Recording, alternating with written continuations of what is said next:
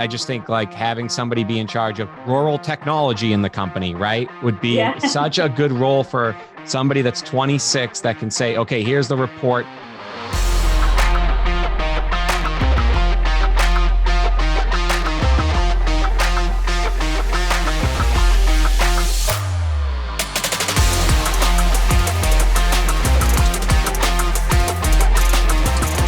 Hello, this is Michael Kelleher, and the mobile patio is open. I am really lucky today to have a guest because of a mobile patio clubhouse we're doing. So Sarah Gonzalez has given us some time today to sit down at the mobile patio and talk about leadership as well as what her views are on innovation and where the industry is going. Thank you, Sarah. I appreciate you jumping on here. Yeah, thanks, Mike. I appreciate you having me.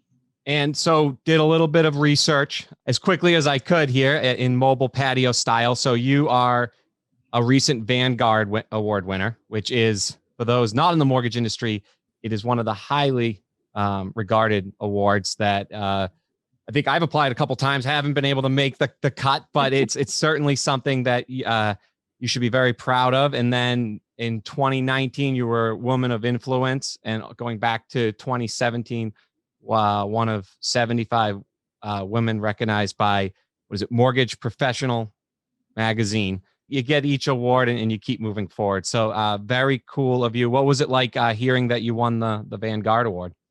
Pretty shocking. I think it's always interesting when people nominate you for things and you don't really know, and eventually you find out and you're like, wow, okay, well, this is interesting. I mean, my mentor, who is Kathleen Vaughn, she won one of these awards when I worked at a previous company. And I just remember how distinguished she was. She'd been in the industry for quite some time and still is today. And so to get one of those awards at this point in my career and specifically at my age was surprising, but very humble to have received it and appreciate what it represents as far as being kind of an industry leader and somebody that stands out in our industry. So, okay, so we were going to get here. So this is a great place to go there. So Kathleen was a mentor. In the first episode of Mobile Patio, I spoke with Mark Helm, who's been in the industry forever, and we talked a lot about mentorship. So when you first went into the industry, for those out there who are curious of the journey, you started as a processor, right? Like, and did you think you're going to be a lifer in the mortgage industry, or? So like, here's even the craziest twist: processor on a mobile home lot, right? In a very small town in Kaufman, Texas. So, when you talk about like starting into this industry, you're talking about like learning the basics from a receptionist and basically learning how to get in touch with these banks and find financing for these customers that are coming in and buying, manufacturer mobile homes. So, back then, it was just do or die. I mean, back then I just tried to soak up as much information as possible. And there were people that probably mentored me along the way that I didn't even realize what they were doing for me at the time. Probably wasn't until later in my career that I started to recognize certain people that had attributes and had titles and had kind of the same humanistic approach that I have to leadership, that I really started identifying and really started clicking with certain people.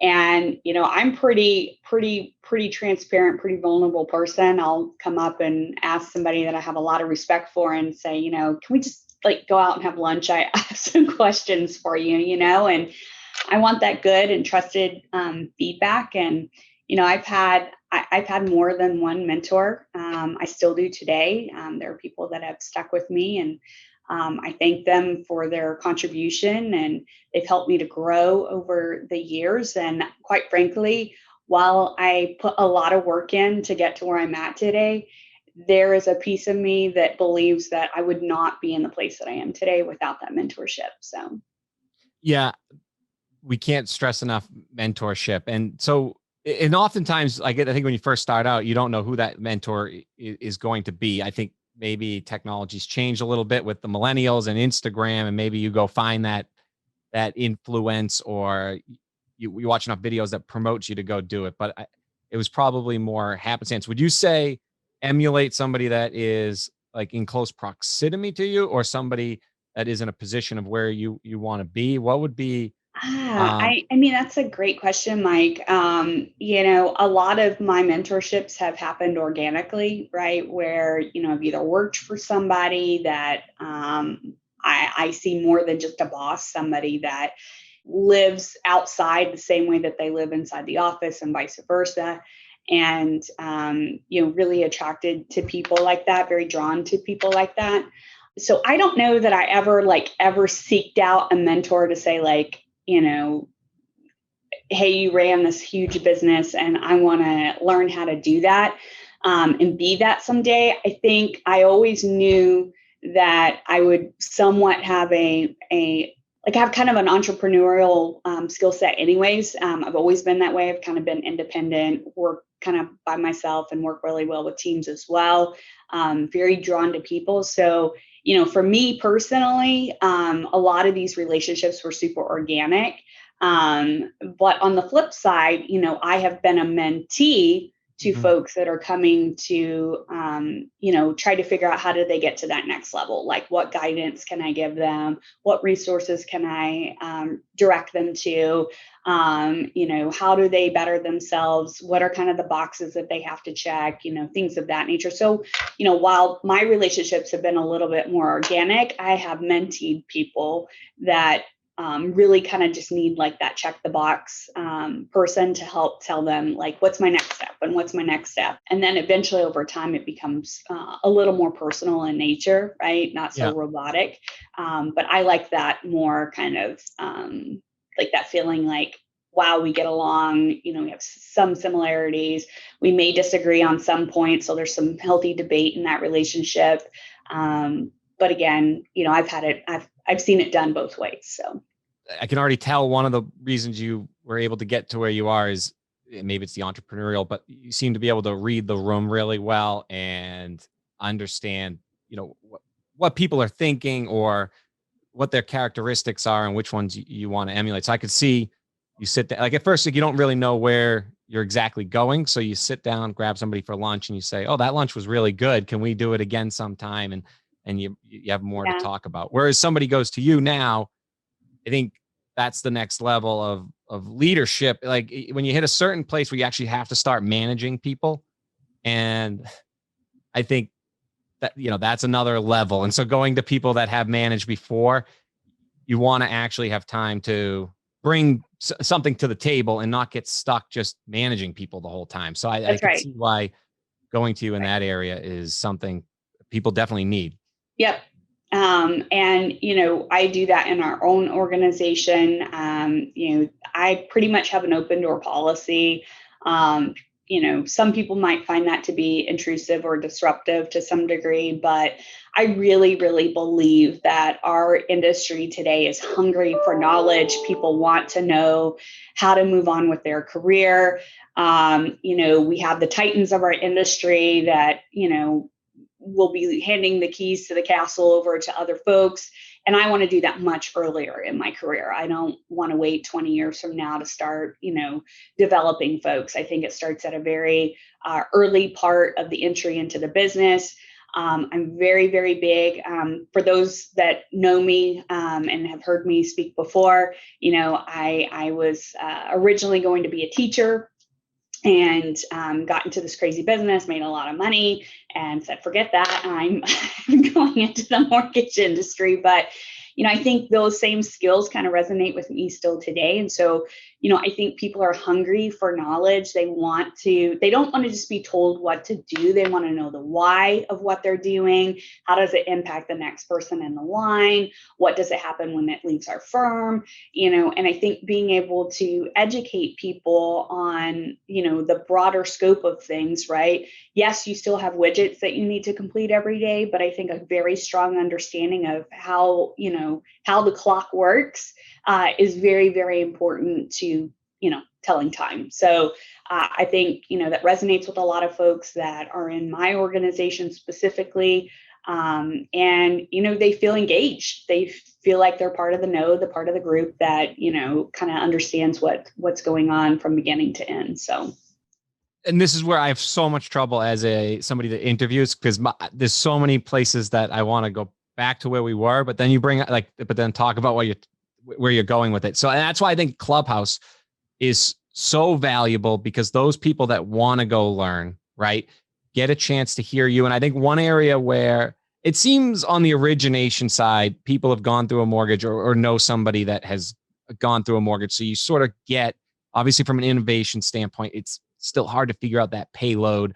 And you're going to talk about that on Clubhouse, about fulfillment, how outsourcing, might make sense. But then where they really get to hear you, or maybe where these people come for your mentorship, and where Clubhouse can really unlock some doors, is you don't get to hear that high risk world of post close, managing the loan, where it sells, because after I close a loan on my house, I don't know what happens to it. I don't know what a Fannie Mae cash window is. I don't know if the company that I've never heard of somebody that doesn't have my mortgage, but I have to pay them.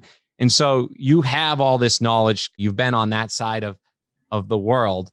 So I think going there and understanding it better is a Clubhouse, other than conferences, is the only place that those people can have access to that knowledge.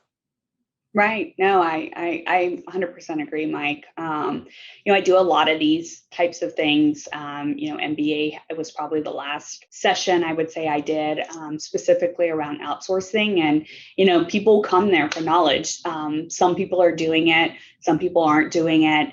The people that aren't doing it, you want to understand the why. Can you answer any questions as to why they may not? Maybe they tried and it failed, but they were missing like one key link. And so, being able to collaborate and be able to kind of share your experiences. And then there's just the black and white of it, right? This is how our business runs.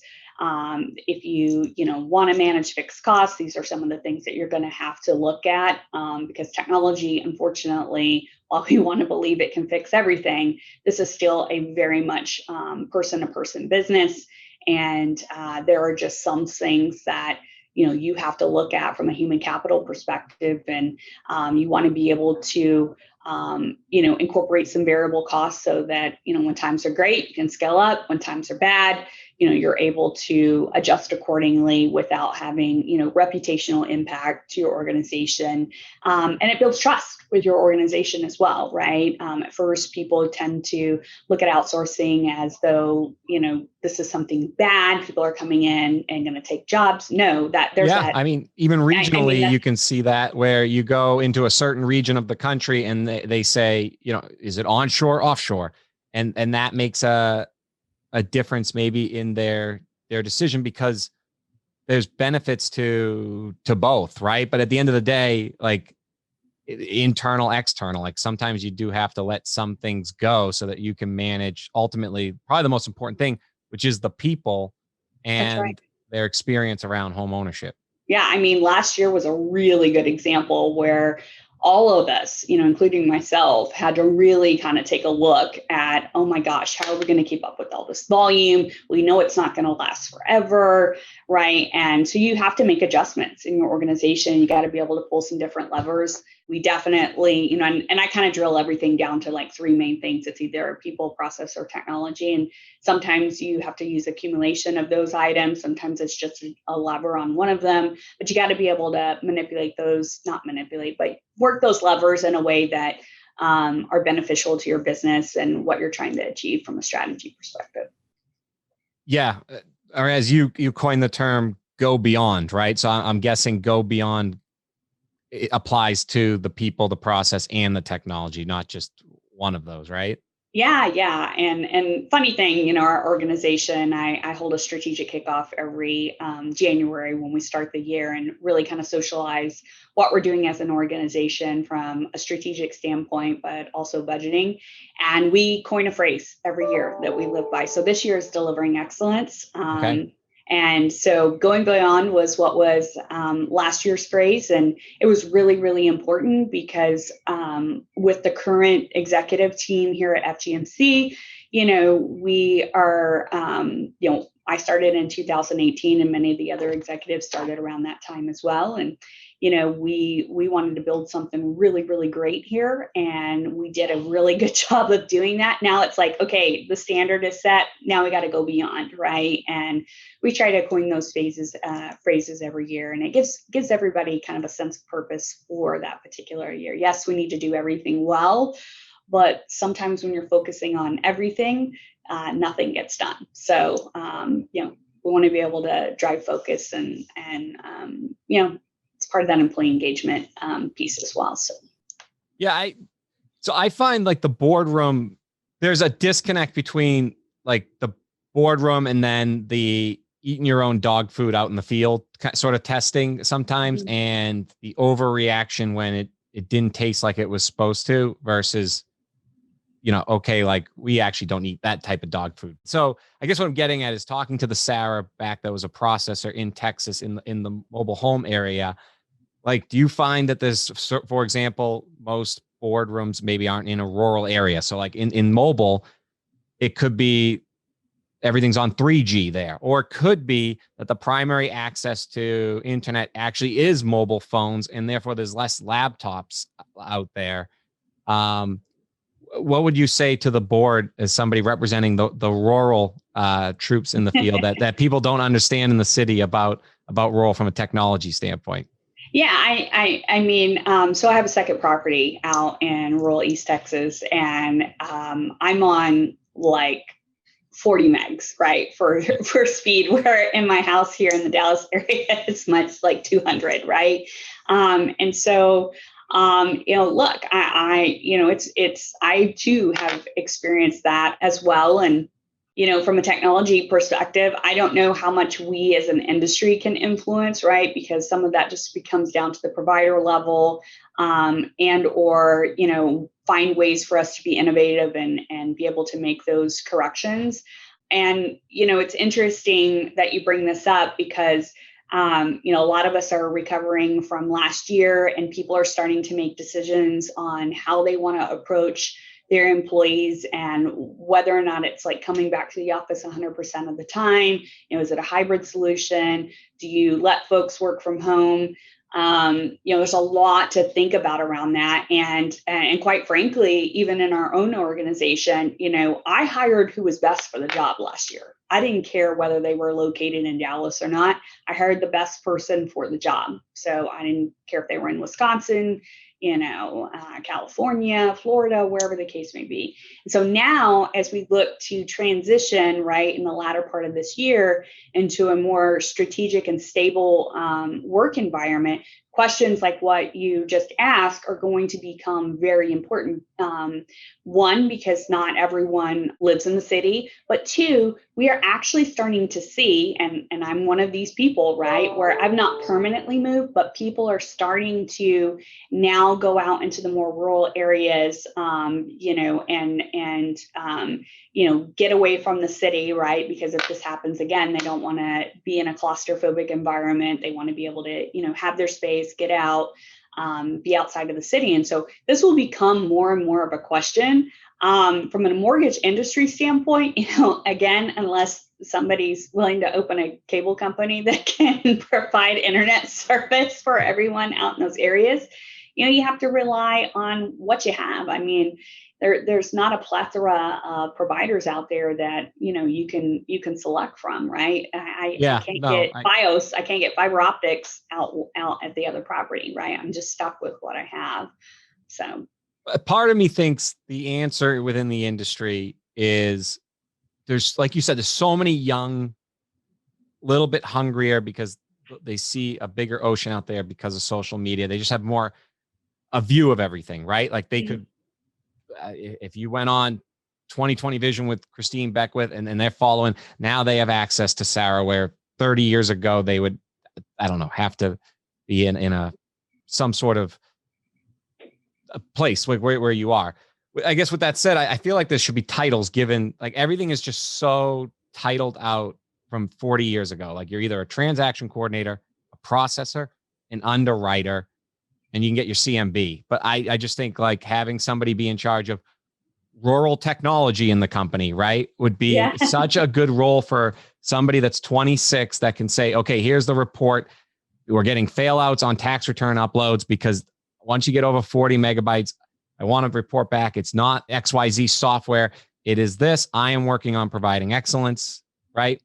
Like, and I will continue to give you an update on which areas that we're providing this and how we can better explain it. But, you know, our findings are you don't need to cancel the technology. We just need to either build a wire cable from Sarah's new company or, and I think this goes fiber optics. Right? Yeah, on fiber optics. And I think this goes down the line. I just think there's a lot of technology roles that maybe some would consider just titles, but I do think there's a need for it because what's killing the industry is I always love the phrase, you know, the grass is like they say the grass is greener on the other side and just water your own grass. And so there's a lot like technology is not adopted obviously at the rate that you're being sold where it's supposed to work. So That's maybe right. not, you know, not at least across the board. And so I think it's just, there's not enough champions for each tech. It's just like the whole stack. And that's a mountain to move. So, you know, one of the other things, Mike, and I just heard this yesterday actually, and I know California deals with this a lot on the rolling blackouts, but this is going to become like a new thing for Texas, right? Where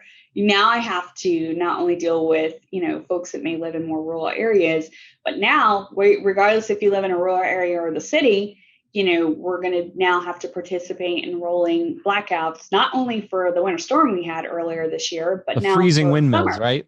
Right. Yeah. So, I mean, again, I think you really have valid points there and definitely have given me something to consider internally with my own firm. But I mean, like, how do we prepare for stuff like that? How do we ensure that we can still, you know, move forward and have that continuity of business when things like that happen? So. And by the way, I saw that you created a complete COVID-19. This is how, so I'm like 2020, like how did she already build it? Just for me, it's like 2020 was a lost year. I was like, oh yeah, COVID was mostly 20. For some reason, I thought it was 2021, but you created an entire remote marketplace full of inspirational videos and just to keep, because it got pretty lonely and you realized if you thought your house was big and you had a newborn like me, and you realize how loud you talk on Zoom calls, you realize your house is not very, very big. And so it gets, the walls start creeping in. So it sounds like that resource really helped with the internal communication and culture, which is so, it'll always be important, this culture kind of moving forward, right? Oh yeah, I have a fantastic marketing team here, you know, we as a firm, we're starting our planning back in end of November, early December of 19. So you know, we somewhat knew something was going to happen, and we had started talking about the what ifs and everything from like how do we move everyone to remote, then to okay, once we get them a remote, now what do we do, right? So those plans came together very early in 2020, and we were able to roll them out fairly quickly.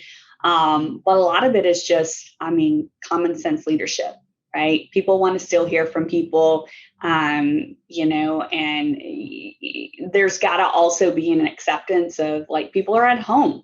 Like people are so worried about their dog barking and the newborn crying. And, you know, I kind of preface some of my calls after 5 o'clock Central Standard Time with, hey, there might be a 5-year-old bogey that, you know, comes in here and then runs out. Like I can't, you know, there's some of those things like, you know, that you just can't help. And so I think some acceptance around that, right? Where maybe pre-COVID, it would have been frowned upon very, very, really with the dogs barking in the background because the FedEx guy's there, you know?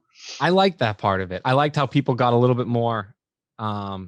It's like when you're 2 minutes late for a meeting and someone's like, well, I'm just going to call it off. You shouldn't have been late. And it's like, okay, coach, like you want me to run 2 laps too? But now at least there's like some understanding that things are crazy at home and you can't control it. And if you can't go into the office, like what technology did you guys use for communication? Like, is it something you didn't use before, or is it something you already had and you had to just expand on it? Or did you just use old fashioned email? We did switch platforms from we moved from Skype to Teams. It was just easier, better connectivity. We tried GoToMeeting. We had a lot of connectivity issues with them. So no offense to those that use that, just didn't work for our firm, right? With the size of the firm that we are. So, I hold team meetings and they can be an upwards of 130 people on a call. And so you got to have a sustainable platform that you're able to meet with folks. Otherwise your calendar gets clogged up with many little one-off meetings, right? So I need to be able to get the troops together and talk to them. Same thing from an all hands perspective. Our CEO holds all hands calls every month, and we do a lot of team meetings and one-on-ones. And so we needed a platform that could support that. We really built off of our intranet. So, we have used that intranet before, and we've had it for a couple of years, but man, that thing really came to life last year. And we've now continued to use it, to promote new products, to get people talking to each other, because it's very much like a social media platform where you can go in and, post stuff and like things and do some recognition and stuff like that. But, it was really a good place, centralized place. We started adding surveys to it, right? So we have a little weekly survey. Any tips on how to get them to fill that out? Any tips on how to get that info? We do. Like a loan officer making career number year six figures, is a $20 Amazon card work like it might in about by the end of the year? Yeah, we do a lot of raffling for those that participate and things along that nature. That works. Sometimes it's just okay, I'm not going to answer a question about what's my favorite, cupcake flavor, but it's fun. For those that actually do it, and you learn a lot about people going through that. And it's anonymous, so it really doesn't, we're just trying to gauge in the organization who likes what, who favors with what. Did we communicate well on this particular rollout? How are you feeling? Would you prefer to work from home if we, as we look at strategy for the rest of the year? So we were able to gauge a lot of how the employees feel by just doing those little weekly surveys. Yeah. That's where I see mobile apps going in the industry. I don't think there's enough of them. I've been saying it since 2013, when the average person looked at their phone for 18 minutes. I know, because that's when we started the company. Now it's 4 hours and 35 minutes. Right. And so I think it's not just creating a better manufacturing view, but it's asking those questions up front in an app that's pretty normal these days. How would you like to be communicated with? I just think surveys are so awesome. And if you use them appropriately, that's right, you can get so much better, faster. And so even that is would you rather be text, email? The reason that you don't ask that question up front is mostly because you don't have the tech. Because if you did, that would be the first question to ask. And then you take your outsourcing on the back end, and then you try and merge them together. So internal, external, I have just a couple questions here. We're almost at the end. So you were in charge of modernizing the brand, after just speaking how you modernized your intranet and how I spoke about modernizing the user experience, right? Delivering. What split would you do to now deliver excellence on modernizing internally and externally? Right. So part of our modernization, I would say, from a customer experience, because that's who at the end of the day you're delivering excellence to, that end customer, whether it be a correspondent client, a broker, or consumer. And for us this year, we did probably the largest technology project that this firm has seen in over 30 years. And that was a reimplementation of our LOS. We basically, as a firm, when I came in 2018, we were basically heavily correspondent at that time, but we really wanted to expand our wholesale space, get back in that game, as well as expand our retail platform. And we've been able to do that, right? We've been able to grow substantially through that. But one of the things that I think kept us from being optimized internally, as well as giving a consumer a better experience, was our technology. Right. So, we batted back and forth, right? I've been asked this question numerous times because there's a large part of the industry that's on this platform today. It is one of the biggest ones out there. And, they said, what made you decide to reimplement versus buy or build? Right. And really for us, what we were using wasn't broken. However, the platform itself is extremely customizable. So without the proper change management and controls in place and governance around what you are allowing to happen within your organization from a technical perspective, if you don't have tight reins and guardrails around that, right, things can get out of hand really fast. Right? Because now you have like an indexer calling technology saying, I want this, this, and this. Well, they're just going to do it, right? Because there's no control in place. And so you got to really define that culture first and then start thinking about, okay, now that we've established that, okay, now what are we going to do with this, right? And our decision was a re-implementation, right? So when I look at that, which we just started in pilot this month, when I look at that and I get the feedback from people that's like, this is the best platform I've ever been on. There was really a lot of time we put into it down to the click level. How did we minimize 5 clicks down to 2 clicks? What was streamlined for products, making sure, things are talking to one another. We're looking at anywhere from about 30 to 35% savings on the front end, which then translates into faster turn times and a better consumer experience, right? Not having to ask for the same things over and over again, right? You've now cleaned that up from a technology perspective, right? And that yields that better customer experience. Does everything run through the LOS, or do you create a database outside of it now that you use the LOS to fill it, but everything runs off of? Yep. Our single source of loan data is that LOS. Okay. However, we do feed into a enterprise data warehouse, right? That then takes that data and is able to bring in data from like HR and other different platforms within the organization to be able to provide insight on a lot of different things, right? So reporting is key in your organization.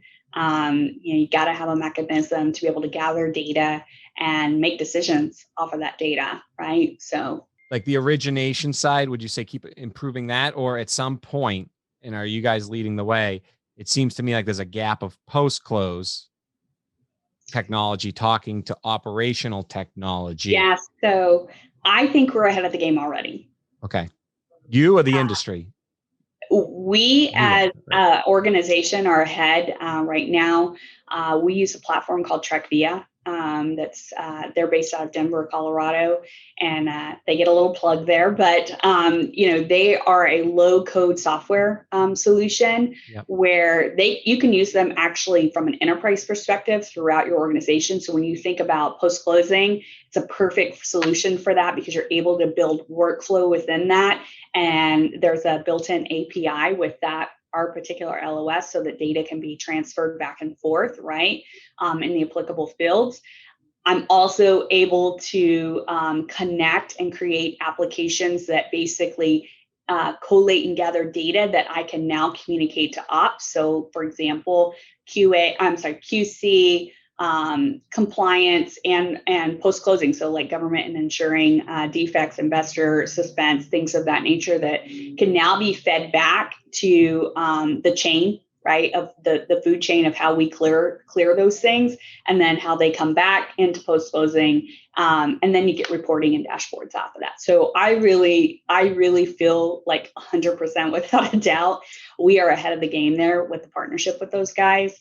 But enterprise-wide, I mean, you can use this anywhere, right? You can use it to do your QA work. You could use it. I'm using it in credit risk today. So there's a lot of different solutions like that out there that you just have to give it a go, right? Because their domains have not historically been mortgage, right? They've been in kind of the manufacturing, medical type stuff.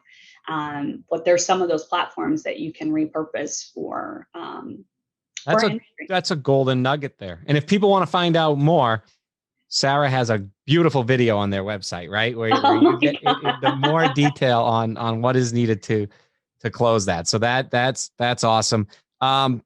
Before we go, I always am a firm believer in you need some sort of volunteer type purpose to go along with what you're doing. So you guys have what's called CASA. Is that you guys still CASA. doing that? CASA? CASA, yeah. So court-appointed special advisors. Can you just tell us what that is? Absolutely. Appreciate that.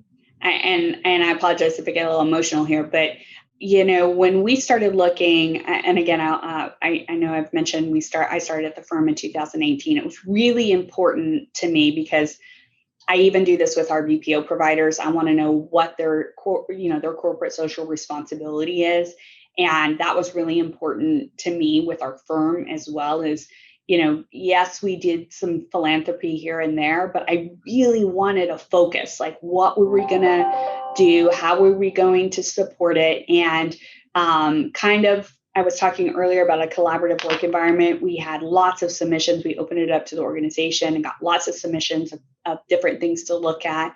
And, and we did a voting process, and CASA, who was one of the ones that I had recommended, made the cut right in the Southeast there, corporate social responsibility. It's the thing that we give, right, too. And CASA is, and you listed off court-appointed special advocates. These are for, this group goes out and basically advocates for children that are in homes where violence is there. They've been passed on to another relative and they don't have time for them. And the child itself is very much involved in a court proceeding, right? And sometimes they're too small to understand what they really want, right? So this CASA, this person that is kind of connected to this kid, right, is able to work with them, get to know them. It's not fostering, it's not adoption, it's none of that kind of stuff. This is like true, almost like a mentor. These people like a guardian angel, having some guardian angel coming in to try to advocate for what's best for that child versus somebody that really doesn't have any insight to, what the kid's favorite color is, what their favorite sport is, what they like to do in their spare time. How do they feel with this? How do they feel with that? These are not counselors, although you do go through a very, very in-depth training to become a CASA, but there are other ways that you can work with CASA. And then as our firm, CASA is on my bucket list. At one point, I will become a CASA advocate at some point in my life. Wow. But for our firm specifically, we do a lot of, donations. We do a lot of work with providing kids, backpacks and, things for Christmas, and do a lot of work with them. We did a huge drive last year that brought in a significant amount of cash for them. And, and then we did a match on that from a corporate perspective. So doing a lot of drives like that. And that's how we try to give back to community. And, there's a lot of times that you feel like, hey, I want to go and I want to do this. We're very, very hyper-focused and very committed to CASA. And then lastly, I'll just say, this is very near and dear to me personally. And for me to be able to give back as an adult is huge, huge. Yeah, I can. So these are the future dreamers, leaders, and homeowners as well. And you are a product of your environment. So obviously with positive reinforcement, it's easier to get to where you want to be than, a negative environment, almost a hopeless environment. And so I think what's really cool about that is I'm sure they catch on, like experience matters in that area, right? And catching on to what the manipulation that's probably occurring and being able to protect the children. But very cool that because children is such a big part of the industry we're in, right? Like they're buying homes, they're in homes, they're dependents in homes. So I think I'm glad that one it looks like everybody voted that one up. Oh yeah. And you guys stand behind Everyone got voted that one in. And look, it just, and again, this resonates with me very personally because you can come from a very negative environment like that and have a lot of positive influence and drive and ambition to get to a place where you want to be. And if you have the support that is there, whether it be through additional friends and family and or mentorship, you can go from a situation like that to being a COO at a company. That I mean, that's an incredible story. I'm sure I'm getting goosebumps. So I'm sure everybody that is listening, and if you are, listening, we will put in the comments a link for how people could donate or get involved, or at least follow along with what you're doing. I really appreciate all the time, Sarah. I'm looking forward to the Clubhouse event coming up, or when a lot of people are watching, probably already happened. So thank you for giving all that time to charities, back to the industry, and just helping us progress forward. Thank you again. Yeah, I appreciate it, Mike. Thanks.